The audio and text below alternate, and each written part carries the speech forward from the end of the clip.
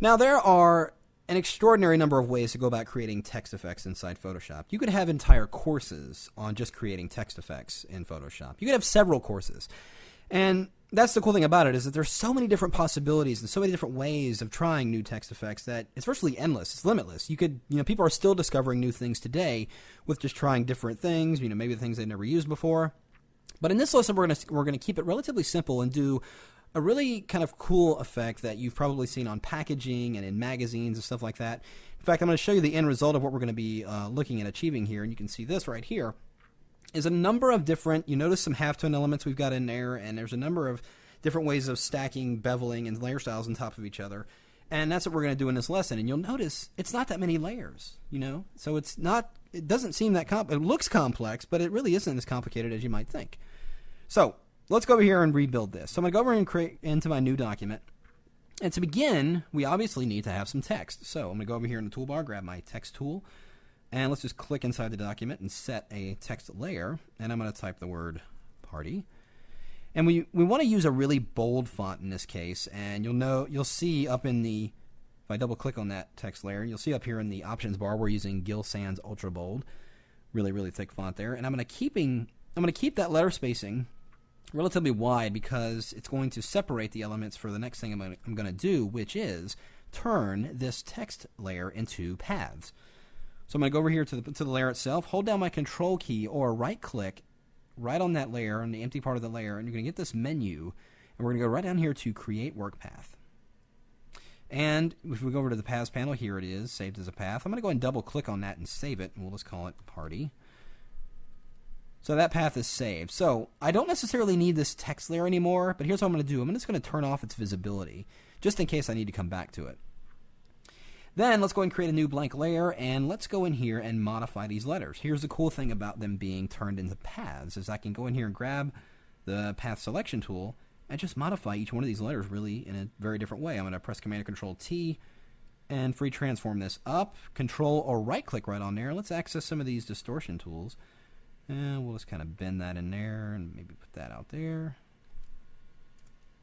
And I'm going to do that to each one. Let's just kind of make this one a little skinny.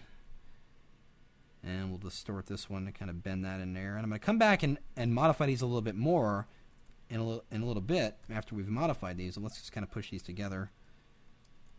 And again, we're just going to distort. Maybe we'll make that one kind of fit in there. And that looks good. We'll bring this T over here and let's transform that, and I'm doing it freely.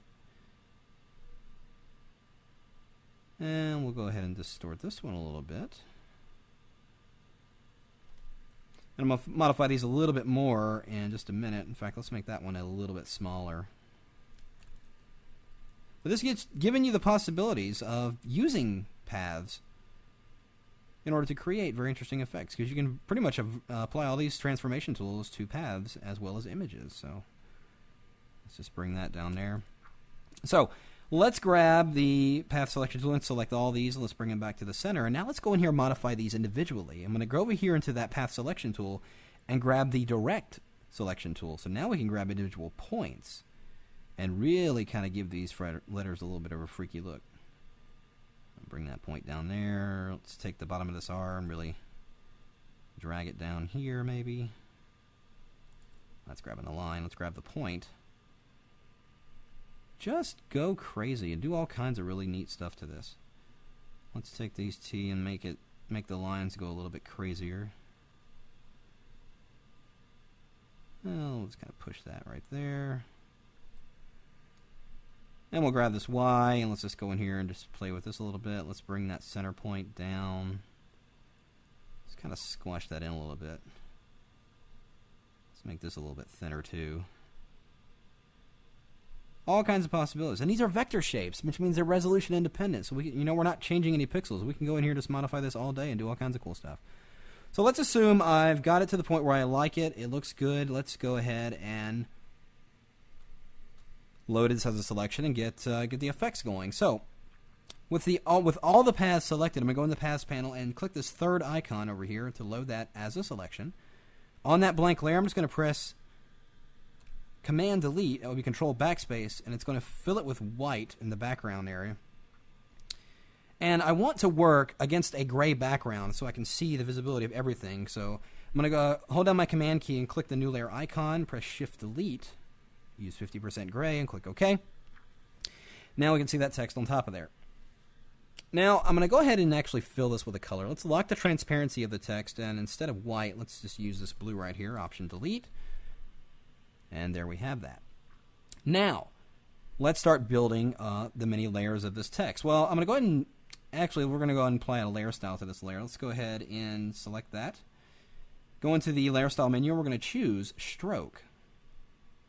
And you can see the stroke is being applied. We're going to actually choose a color.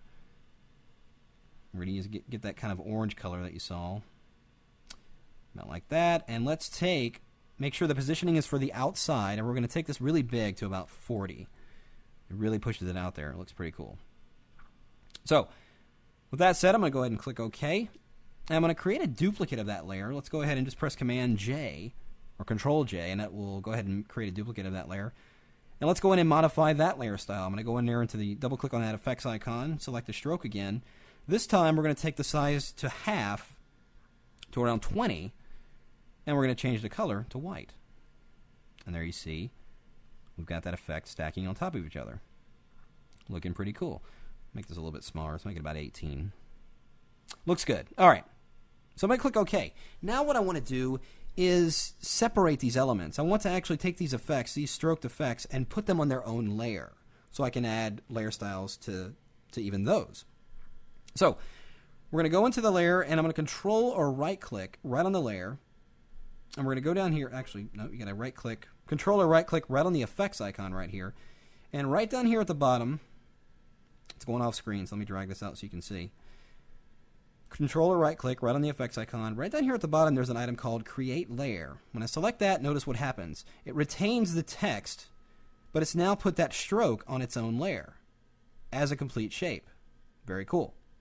So let's do the same thing down here. Create Layer. So we've got two instances of the original text here, and I only still need one. So I'm actually going to take this one and actually throw it away. So now all we have is the blue text, that white stroke, and the orange stroke. Now they're all on their own individual layers, and we can apply layer styles to each of these now. So let's go to the orange shape there. I'm going to go into the layer styles again. Let's actually double click on that layer icon. And I'm going to go ahead and put a drop shadow on there and apply a bevel and emboss on that.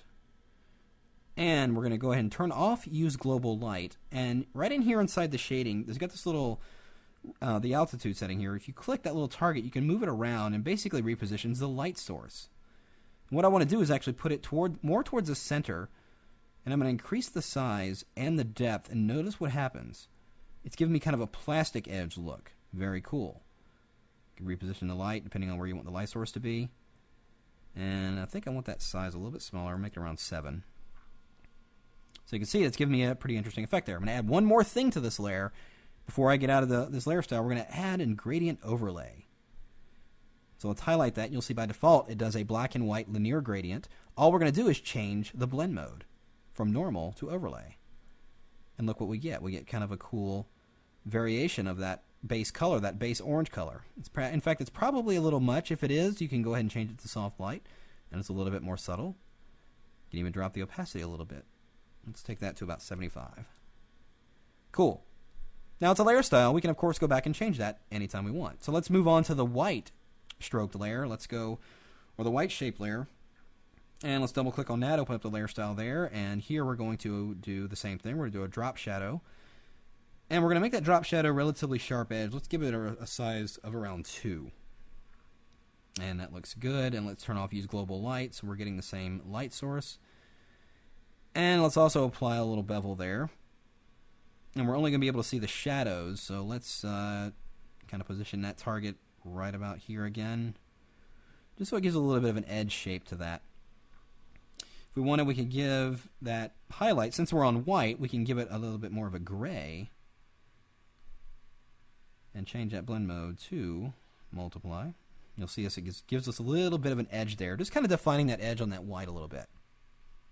Looks cool. Okay, so we'll hit OK there. Now we're on to the text itself.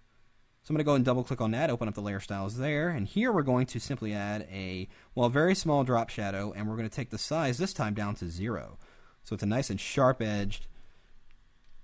Let's zoom in so we can see what's going on here. So see, it's a nice and sharp edged little shadow there. I'm going to leave the opacity at 75. Going to activate the bevel and emboss.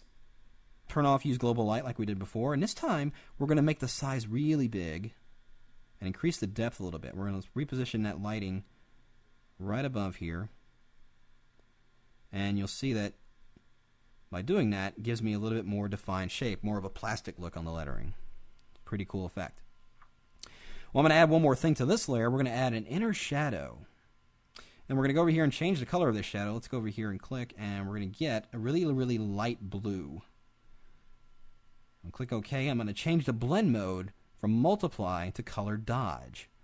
You notice what's going on there. Let's turn off global light here and reposition this shadow. And you can also go inside the text and actually move it around. So see what it's giving me is a really kind of an edge glow there. Just enhances it a little bit. And this is a cool way of stacking layer styles just to create very interesting effects. So I think I like that. It looks pretty good. Let's go ahead and click OK. Now we're almost there. Just got to add a couple more things, and that's those halftone elements that we created. So let's create a new blank layer. And I'm going to press Shift-Delete, and again, we're going to fill this with gray. And it didn't necessarily need the gray fill. That was just out of habit. But what we are going to do is, actually, we want to fill it with black. That's a mistake. So let's just set our default colors by hitting the D key, and I'm going to press Option-Delete, and now we've got the layer filled with black. Now we're going to grab our gradient tool, set white in the foreground, and let's grab that foreground to transparent gradient tool, and it's going to draw from the top to the bottom a very small gradient. I'm going to hold down the Shift key and just give it a little bit of a stroke right there. So we get a little bit of variation there. Now we're going to go into the filter menu and go to Pixelate Color Halftone. And we're going to take all the channels here and take them all to 0. So we're going to 0, tab, 0, tab, 0, tab, 0. And the max radius is really a judgment call here, but unfortunately it doesn't give us a preview when we choose a number. So I'm going to actually put in 10 and see what we get there. That's not bad.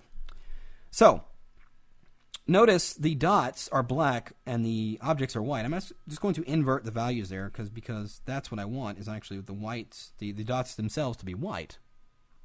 So let me load this area as a selection. I'm just going to go into channels, and since this layer is the only thing visible, I'm just going to Command or Control click right on the RGB channel, and it will load the light areas, all the white areas, as a selection. And since it's just black and white, and all I want is the white area, that works perfectly.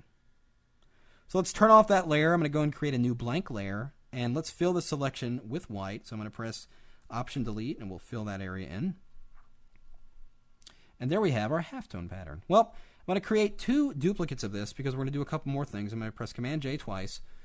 So we got 2 duplicates, 3 total versions of this halftone. So let's turn off these 2 duplicates and concentrate on this one first. I'm going to take this one and drag it down right above that text right there, and we're going to create a clipping group. I'm going to hold down my Option or Alt key, and you'll see if I drag between the layers, we get those little overlapping circles.